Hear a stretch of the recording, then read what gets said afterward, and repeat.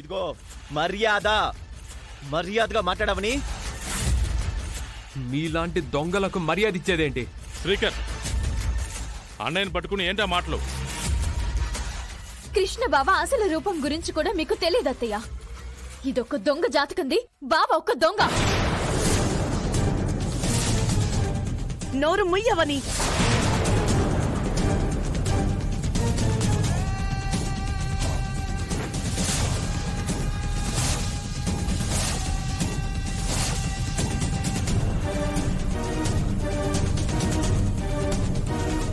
మా కళ్ళ ముందే మా కొడుకుని కోడల్ని దొంగలు అంటున్నావు. ఎంత ధైర్యం నీకు? అది కాదు అత్తయ్య. ఇంకేం మాట్లాడకు.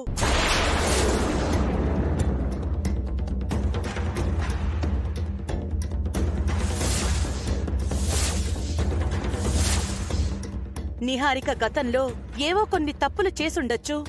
అంత మాత్రాన దొంగ జాతకం అని ఎలా అంటావు? కృష్ణ చిన్నతనంలో మా దగ్గర పెరిగి ఉండకపోవచ్చు. ఆటో నడుపుకుంటూ తనను పెంచిన తల్లిదండ్రులను పోషించుకున్నాడు. అలాంటి బాధ్యత గలవాణ్ణి దొంగ అని ఎలా అంటావు? కరెక్ట్ గా అడిగారు నాన్న. గతంలో మీరు నిహారిక జాతకం నా జాతకంతో సమానమైంది కాదని చెప్పిన సందర్భాలు ఉన్నాయి. ఈ కార్యక్రమం జరగడానికి వీల్లేదమ్మా. నిహారికది అమ్మలాంటి జాతకం కాదు కాబట్టి. అప్పుడు మేము చెప్పింది నిజమే అత్తయ్య.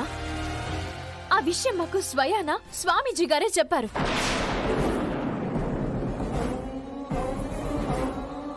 అవునమ్మా, మన గురువు గారు కులకర్ణి స్వామివారే మాతో చెప్పారు.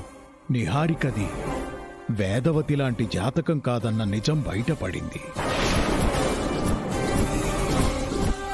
మీరు చెప్పిందంతా అబద్ధమని గురువుగారు తమ శిష్యుడితో పంపించిన ఉత్తరంతో క్లియర్ అయిందిగా.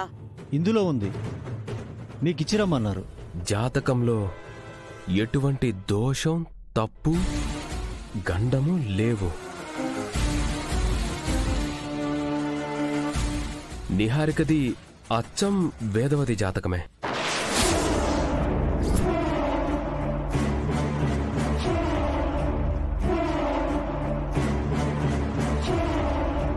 అదంతా నిహారిక క్రియేట్ చేసిన డ్రామా అమ్మా.